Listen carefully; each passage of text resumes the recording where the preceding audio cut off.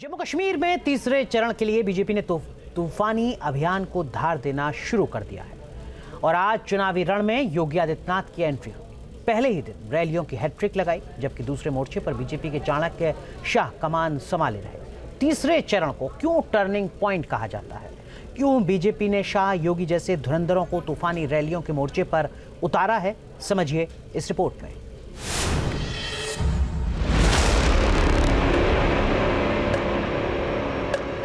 BJP के लिए vote मांगने के लिए सोचिए, हम सब एक हैं, हिंदू मुसलमान सिख, हमको इकट्ठे रहना है।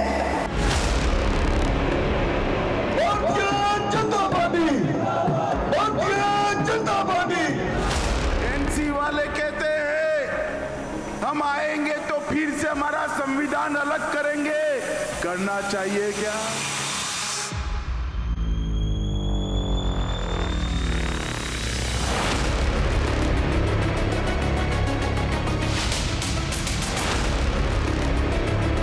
दो जजमेंट्स दी हैं जो कहा ये परमानेंट है, इसी सुप्रीम कोर्ट ने नहीं किया। हम फिर से सुप्रीम कोर्ट जाएंगे और कानूनन इसको वापस लाएंगे।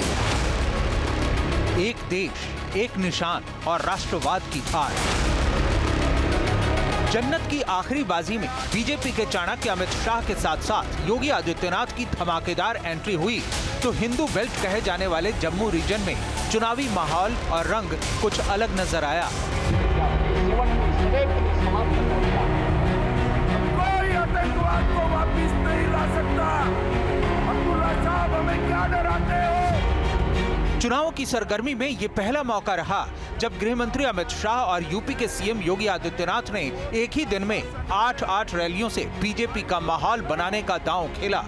एनसी वाले कहते हैं कि अगर हम आ गए तो धारा 370 वापिस लाएंगे। उधमपुर वालों लाना चाहिए क्या? अरे जोर से बोलो, लाना चाहिए। एनसी वाले कहते हैं हम आएंगे तो फिर से हमारा संविधान अलग करेंगे, करना चाहिए क्या? चिंता मत करो राहुल बाबा, आप और उमर अब्दुल्ला, आपकी तीसरी पीढ़ी भी आएगी, 370 वापिस नहीं। उसको आतंकवाद का वेयर हाउस बना करके उन्होंने यहाँ पे पत्थरबाजों की फौज खड़ी कर दी। पत्थरबाजी होती। जिन नौजवानों के हाथों में टैबलेट होना चाहिए था, उनके हाथों में तमंचा लेके 47 पकड़ाने का काम लोगों ने किया था और इस बात के लिए ये कभी माफ नहीं किया जा सकता, कभी माफ नहीं किया जा सकता। बहनों और भाइयों, आज जम्मू कश्मीर पिछले 5 वर्ष के अंदर भारतीय जनता पार्टी प्रधानमंत्री मोदी जी के नेतृत्व में टूरिज्म का बेहतरीन डेस्टिनेशन के रूप में दुनिया के सामने आ गया है। जम्मू कश्मीर में 2 चरणों में वोटिंग हो चुकी है और आखिरी चरण में 40 सीटों की अग्नि परीक्षा की बारी है। तीसरे चरण में सेंट्रल लीडरशिप के साथ ही साथ योगी आदित्यनाथ की एंट्री इसलिए भी कराई गई क्योंकि तीसरे चरण में सबसे ज्यादा सीटें हिंदू बेल्ट की हैं। जम्मू कश्मीर की बाकी बची 40 सीटों पर वोटिंग तीसरे चरण में होगी, जिसमें जम्मू रीजन की 26 सीटें हैं, जबकि कश्मीर रीजन की 14 सीटें हैं। क्षेत्रवार बात करें तो कश्मीर रीजन में बांदीपोरा, कुपवाड़ा और बारामूला जिले शामिल हैं, जबकि जम्मू रीजन की जम्मू, सांबा, कठुआ, उधमपुर जिले में जनता अपना फैसला सुनाएगी। देश के अंदर सरकार बनने, उत्तर प्रदेश में भी भारतीय जनता पार्टी की सरकार आने के तुरंत बाद 500 वर्षों की समस्या ऐसे समाधान हुई जैसे कि वो समस्या ही नहीं थी। आज तो अयोध्या में 5 सदी के बाद फिर से अयोध्या में रामलला विराजमान हो चुके हैं, भव्य राम मंदिर का निर्माण हो चुका है। सियासी तौर पर जम्मू रीजन में बीजेपी की पकड़ ज्यादा मजबूत रही है। कश्मीरी पंडितों की बड़ी आबादी भी इसी इलाके में रहती है। साथ ही साथ हिंदी पट्टी का नैरेटिव भी यहाँ खूब काम करता है। यही वजह है कि योगी आदित्यनाथ की एंट्री हुई तो पूर्व केंद्रीय मंत्री स्मृति ईरानी को भी बीजेपी ने चुनावी अभियान में उतारा। ये वो पार्टियां हैं जो देश की संसद में संविधान की दुहाई देते हैं, लेकिन ये जवाब नहीं देते कि जब धारा 370 लगी थी, जब दलितों का, वंचितों का आरक्षण निरस्त था, तब उन्होंने संविधान की दुहाई जम्मू कश्मीर में क्यों नहीं? स्मृति ईरानी उमर अब्दुल्ला के उस बयान पर चोट कर रही हैं जो उन्होंने 24 घंटे पहले दिया था। दरअसल कांग्रेस और नेशनल कॉन्फ्रेंस के बीच 85 सीटों पर गठबंधन हुआ है। 5 सीटें फ्रेंडली फाइट के लिए छोड़ी गई हैं। इन 85 सीटों में कांग्रेस 32 सीटों पर चुनाव लड़ रही है, जिसमें बड़ा हिस्सा जम्मू रीजन में आता है। लेकिन उमर अब्दुल्ला ने ये कहकर सनसनी फैला दी थी कि राहुल गांधी को जम्मू पर ज्यादा फोकस करना चाहिए। उनकी इसी नसीहत पर बीजेपी को हमले का मौका मिल गया। That after Rahul is done campaigning on this one seat in the valley, the Congress focuses all its attention in the plains of Jammu. वो कहते हैं पाकिस्तान से वार्ता करेंगे, करनी चाहिए क्या? इस बार विधानसभा चुनाव में जम्मू रीजन की भूमिका बढ़ी है। जीत की चाबी भी जम्मू के हाथ में है। व्यापार शुरू कर लैंड बॉर्डर से उनसे इलू करेंगे, करना चाहिए क्या? पिछले चुनाव में बीजेपी इस क्षेत्र की सबसे बड़ी पार्टी बनकर उभरी थी और कश्मीर में पीडीपी।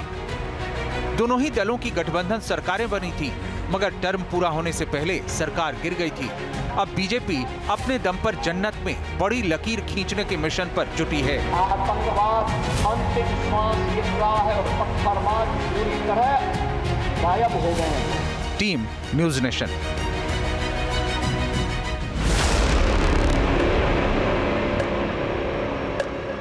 बीजेपी के लिए वोट मांगने के लिए सोचिए, हम सब एक हैं, हिंदू, मुसलमान, सिख, हमको इकट्ठे रहना है।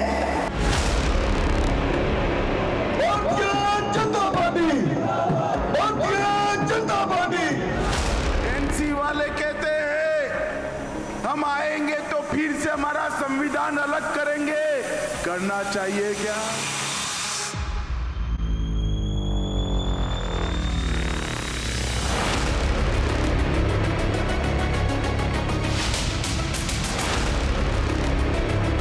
दो जजमेंट्स दी हैं जो कहा ये परमानेंट है, इसी सुप्रीम कोर्ट ने नहीं किया। हम फिर से सुप्रीम कोर्ट जाएंगे और कानूनन इसको वापस लाएंगे। एक देश, एक निशान और राष्ट्रवाद की हार। जन्नत की आखिरी बाजी में बीजेपी के चाणक्य अमित शाह के साथ साथ योगी आदित्यनाथ की धमाकेदार एंट्री हुई तो हिंदू बेल्ट कहे जाने वाले जम्मू रीजन में चुनावी माहौल और रंग कुछ अलग नजर आया। कोई आतंकवाद को वापिस नहीं ला सकता। अब्दुल्ला साहब हमें क्या डराते हो?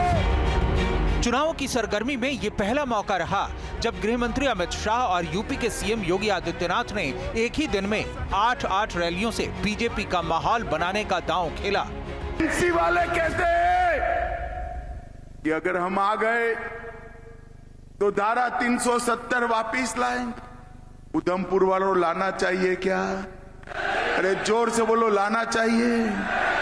एनसी वाले कहते हैं हम आएंगे तो फिर से हमारा संविधान अलग करेंगे, करना चाहिए क्या? चिंता मत करो राहुल बाबा, आप और उमर अब्दुल्ला, आपकी तीसरी पीढ़ी भी आएगी, 370 वापिस नहीं।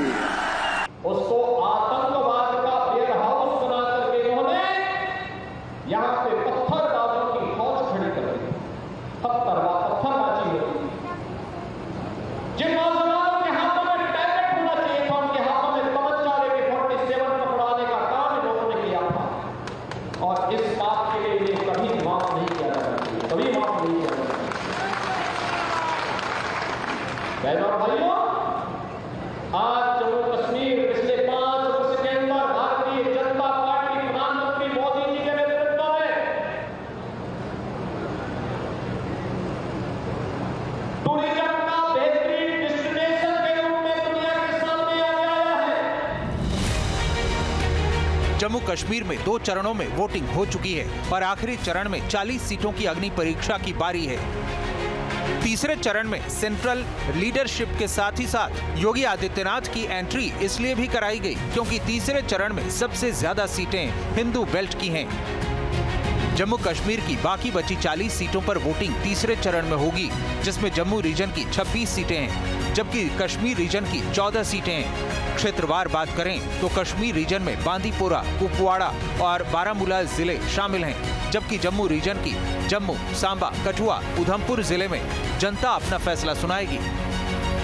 देश के अंदर सरकार बनने, उत्तर प्रदेश में भी भारतीय जनता पार्टी की सरकार आने के तुरंत बाद 500 वर्षों की समस्या ऐसे समाधान हुई जैसे कि वो समस्या ही नहीं थी। आज तो अयोध्या में 5 सदी के बाद फिर से अयोध्या में रामलला विराजमान हो चुके हैं, भव्य राम मंदिर का निर्माण हो चुका है। सियासी तौर पर जम्मू रीजन में बीजेपी की पकड़ ज्यादा मजबूत रही है। कश्मीरी पंडितों की बड़ी आबादी भी इसी इलाके में रहती है। साथ ही साथ हिंदी पट्टी का नैरेटिव भी यहाँ खूब काम करता है। यही वजह है कि योगी आदित्यनाथ की एंट्री हुई तो पूर्व केंद्रीय मंत्री स्मृति ईरानी को भी बीजेपी ने चुनावी अभियान में उतारा। ये वो पार्टियां हैं जो देश की संसद में संविधान की दुहाई देते हैं, लेकिन ये जवाब नहीं देते कि जब धारा 370 लगी थी, जब दलितों का, वंचितों का आरक्षण निरस्त था, तब उन्होंने संविधान की दुहाई जम्मू कश्मीर में क्यों नहीं। स्मृति ईरानी उमर अब्दुल्ला के उस बयान पर चोट कर रही हैं, जो उन्होंने 24 घंटे पहले दिया था। दरअसल कांग्रेस और नेशनल कॉन्फ्रेंस के बीच 85 सीटों पर गठबंधन हुआ है। 5 सीटें फ्रेंडली फाइट के लिए छोड़ी गई हैं। इन 85 सीटों में कांग्रेस 32 सीटों पर चुनाव लड़ रही है, जिसमें बड़ा हिस्सा जम्मू रीजन में आता है। लेकिन उमर अब्दुल्ला ने ये कहकर सनसनी फैला दी थी कि राहुल गांधी को जम्मू पर ज्यादा फोकस करना चाहिए। उनकी इसी नसीहत पर बीजेपी को हमले का मौका मिल गया। That after Rahul is done campaigning on this one seat in the valley, the Congress focuses all its attention in the plains of Jammu. वो कहते हैं पाकिस्तान से वार्ता करेंगे, करनी चाहिए क्या? इस बार विधानसभा चुनाव में जम्मू रीजन की भूमिका बढ़ी है। जीत की चाबी भी जम्मू के हाथ में है। व्यापार शुरू कर लैंड बॉर्डर से उनसे इलू करेंगे, करना चाहिए क्या? पिछले चुनाव में बीजेपी इस क्षेत्र की सबसे बड़ी पार्टी बनकर उभरी थी और कश्मीर में पीडीपी। दोनों ही दलों की गठबंधन सरकारें बनी थी, मगर टर्म पूरा होने से पहले सरकार गिर गई थी। अब बीजेपी अपने दम पर जन्नत में बड़ी लकीर खींचने के मिशन पर जुटी है। आतंकवाद अंतिम श्वास गिर रहा है और पत्थरबाज पूरी तरह गायब हो गए हैं। Team news nation. News nation अब व्हाट्सएप पर खबरों की ताजा अपडेट के लिए न्यूज नेशन के इस QR कोड को स्कैन करें।